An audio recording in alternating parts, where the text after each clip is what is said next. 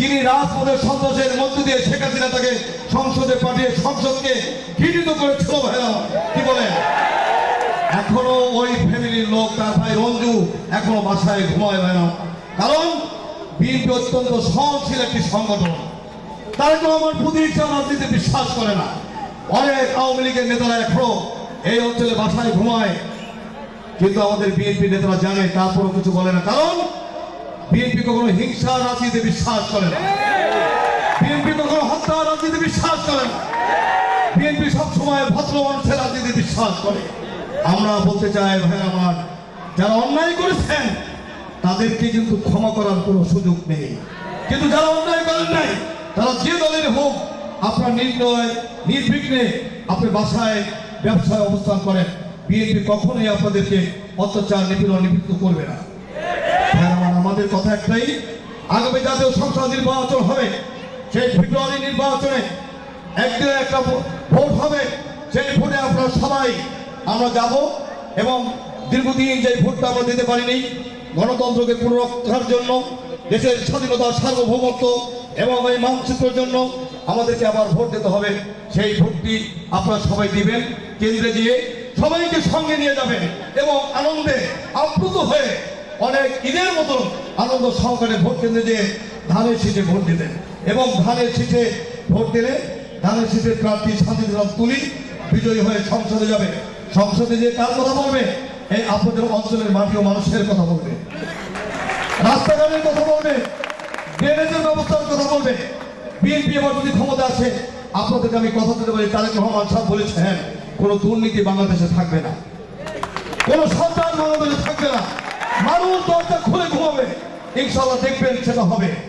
রওশন সাহেব বলেছেন একটি গ্রুপ, একটি দল, তারা সবসময় বলতো ক্ষমতায় যাওয়ার ইচ্ছা তাদের কখনোই নেই, তারা ইসলামিক দল, তারা ইসলাম প্রচার করছে, কিন্তু দেখেছেন তাদের ক্ষমতায় যাওয়ার খায়েশ হয়েছে মিথ্যা কথা বলে মানুষকে প্ররোচনা দিয়ে, মানুষকে ওই ভেস্টের টিকিট বিক্রি করার মধ্য দিয়ে তারা ক্ষমতায় যেতে চায়, কিন্তু জনগণ তাদেরকে চেনে। 1971 সালে পাকিস্তানি ওই হানাদার বাহিনীর সঙ্গে হাত মিলিয়ে কিভাবে আমাদের মুক্তিযোদ্ধাদেরকে হত্যা করেছিল এদেশের মানুষ কি ভুলে গেছে? ভাই আমার, এদেশের মুক্তিযোদ্ধাদেরকে পাকিস্তান হানাদার বাহিনী চিনত না।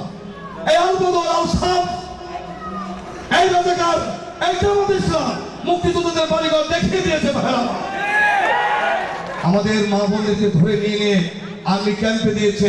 কারা? এই জামাত ইসলামের রাজাকার আলবদর আল-শামসরা কি করেছে? সেই আর্মি ক্যাম্পে আমাদের মা বোনদেরকে পাশবিক নির্যাতনের মধ্য দিয়ে ওই মা বোনরা সমাজে মুখ দেখানোর না পারার কারণে তারা আত্মহত্যা করে 71 সালে মারা গিয়েছিল। আমরা ঠিক সেটা ভুলে গিয়েছি ভাই আমার। অতএব ওই রাজাকারদের ক্ষমতা, ওই রাজাকারদের কোনো রকমের কোন এই বাংলাদেশের জমিন হবে না। আওয়ামী লীগকে আমরা বিতর্ক করেছি ওই ভারতের তাবেদার, ভারতের দোসর। আবারও সময় এসেছে পাকিস্তানি হানাদারকে পাকিস্তানে পাঠানোর জন্য।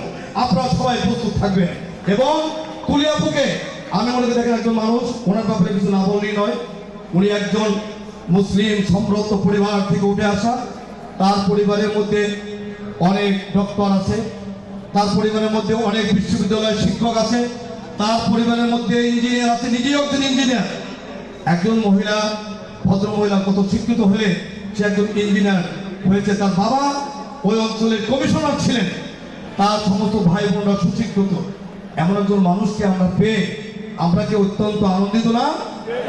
বলতে হবে আমরা কি আনন্দিত? আমরা কি তুলিয়াপাকে আগামী জাতীয় সংসদ নির্বাচনে ধানের শীষে ভোট দেবো এবং সবাইকে ভোট দেওয়ার জন্য কিন্তু আমরা উদ্বুদ্ধ করবো। আপনাদের সবাইকে আমি সেই আহ্বান জানিয়ে, উনি একজন অত্যন্ত মানবাধিকার কর্মী। আপনারা জেনেছেন ওনার ভাইকে কি করা হয়তো শেখ হাসিনা গুম করেছিল। ওনার ভাই গুম হওয়ার পরে উনি কিন্তু জীবনের মায়া ত্যাগ করে উনি কিন্তু বাংলাদেশে ঘরে বসে থাকে নাই। উনি এই গুম খুনের প্রতিবাদে সারা বিশ্বের দরবারে জাতিসংঘে যে উনি আন্দোলন করেছিলেন যে খুনি হাসিনা বাংলাদেশের মানুষকে ধরে নিয়ে নিয়ে গুম করা হচ্ছে, তাদের লাশও পাওয়া যাচ্ছে না। তখন বিশ্ব বিবেক তাড়িত হয়েছিল যে গুম বলে একটা জিনিস আছে, এটা তো আমরা জানতাম না। এই তুলিয়াপুর সেই বিশ্বের মানচিত্রে এই গুমের সেই ঘটনাটি উনি তখন তুলে ধরেছিলেন। অতএব এই ধরনের সাহসী একজন মানুষ আমাদেরকে তারেক রহমান দিয়েছেন, এটা আমাদের জন্য কি গর্বের কিনা বলেন? অতএব তাকে নির্বাচিত করা আমাদের দায়িত্ব কিনা? আগামী জাতীয় সংসদ নির্বাচনে আমরা তাকে বিপুল ভোটে বিজয় করে সংসদে পাঠাবো।